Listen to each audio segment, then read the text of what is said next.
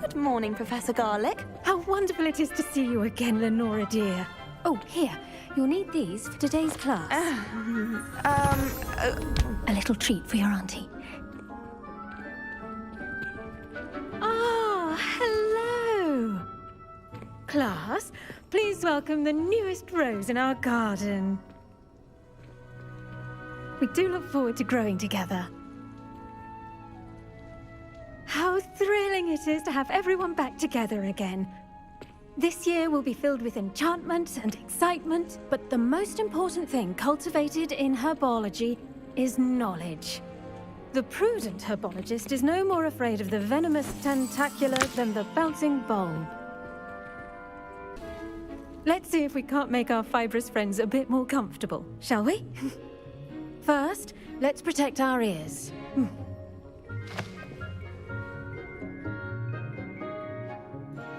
Now, everyone, grip their mandrake by the tendrils and give it a firm tug.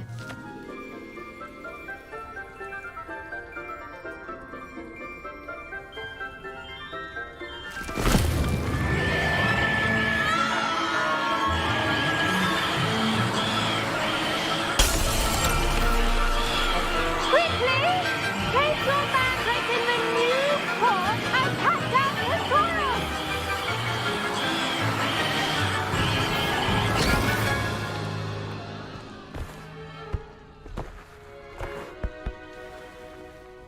Yes, Professor. Firstly, well done with your mandrake. They can be rather difficult to get a grasp of. I'll say. Nearly went deaf. Well, yes. Of course, the cry of a mature mandragora can be fatal, so remember to keep those ears protected. Now, as I mentioned, next we'll be planting dittany. Let us find you some seeds. I already have some, Professor. Picked them up in Hogsmeade. You visited the Magic Neep. Wonderful! A prepared student is bound to bloom. I've arranged for you to have your own potting table here in the classroom. Wasn't easy to spare one on such late notice. Plant the seeds there now, and you can return to harvest them later. Even with soil, sunlight, and a bit of magic, they will take time to grow. Well done! Once it can be harvested, your dittany will be ready to use in Wiggenweld potion. I'll let Professor Sharp tell you about that. Now, what say we branch out? Introduce you to a different sort of flora, the Chinese chomping cabbage. You'll find that some plants are better suited to uses outside of a cauldron. The cabbages do get testy without something to chew. Fortunately, I have a dummy for them to gnaw on. Be a dear and let them have a good chomping. Yes, Professor. They're in the other greenhouse. It's just at the end of the footbridge leading out of this room. Your classmate, Mr. Pruitt, has kindly offered to accompany you. Come back and see me when you're finished. Oh, and mind your fingers. They do bite. I tended to the Chinese chomping cabbages, Professor. Remarkable plants, aren't they? I hope they weren't too much trouble. Oh, don't see any bite marks or missing digits. And good, as you do seem to be quite green-fingered. Oh, I'm eager to see your skill in the soil continue to blossom. Thank you, Professor, but looking after plants isn't all that thrilling to me. I think you'll come to see that the fruit is well worth the labour. As we herbologists like to say, tend to your plants and they'll tend to you. Huh. Well, I suppose that's everything. Do come by for a chat sometime. I so enjoy checking in with my new students. Professor Garlic, a moment of your time? The plants are resting, so now's as good a time as any. I was wondering, what made you want to teach herbology? How lovely of you to ask. I've always had an affinity for greenery, so this situation is a bit of a dream come true. After graduation, I was thrilled to be asked to step in for my old herbology professor. He'd had a slight accident, you see. Oh dear. A shame for him, but it worked out well for you. Well, he never cared, really cared for the plants, and they could sense it. Oh, you'd be surprised how perceptive a plant can be. At any rate, the trouble began one day when he cut into a wiggen tree. Unfortunately for him, its leaves were hiding a bowtruckle. You may recall the marvelous creatures that resemble a twig.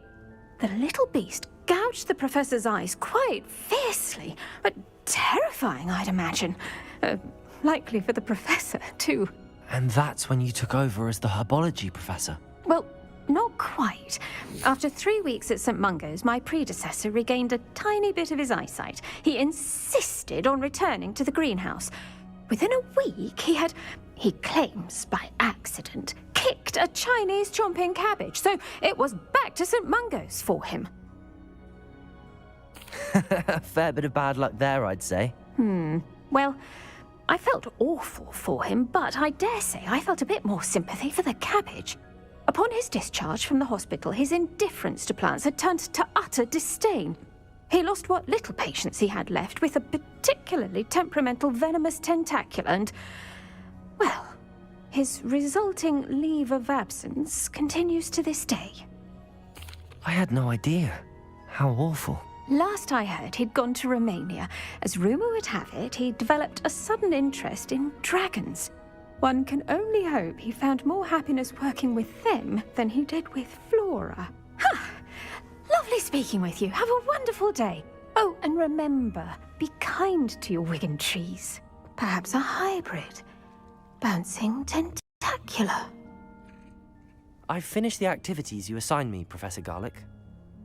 Wonderful. I hope you gained a greater appreciation for the flora in our lives. I am forever enraptured by it. Just yesterday, I spent hours pruning my self-fertilizing shrubs and flutterby bushes. Didn't realize how long I'd been at it until the sun began to set. Well, if there's one thing I love to see more than my plants thriving, it's one of my students doing the same. Now, ready to learn flipendo? Chin up. Keep a light grip, and it's all in the wrist. Let's see you give it a go. Professor, I was wondering where you're from. What's your background? Oh, how nice of you to ask. Well, let's see. I grew up in London, right on the Thames. Forgive me.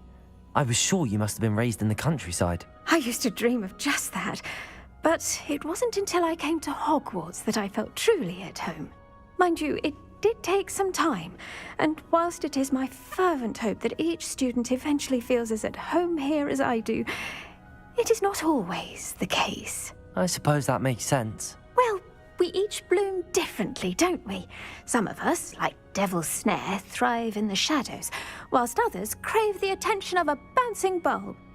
And we each grow and thrive according to our own plan. Oh, I was terribly nervous when I arrived at the castle. You see, as a child, I knew nothing of witches or wizards. You can imagine how astonished I was to receive my letter from Hogwarts. I spent a good deal of time alone in either the greenhouse or the library, my first days here. I'm sorry the other students weren't more friendly. Oh, but I've given you the wrong impression. On the contrary, I was shown great kindness. In fact, a 7th year took me under her wing during those first days. She remains one of my dearest friends. Was it Serona Ryan? It was indeed. How on earth did you know that? Serona has been a good friend to me as well. In fact, I retrieved a box of letters from Mrs. Sprottle for her. Oh, darling Mrs. Sprottle. She was always astonished I knew as much magic as I did, being Muggle-born. I dare say you'll find that the friends you make here at Hogwarts will last a lifetime. Now, I'd best get to my recent delivery from the Magic Neep. Mr. Teasdale promised me quite an assortment of seeds this week. Lovely to see you.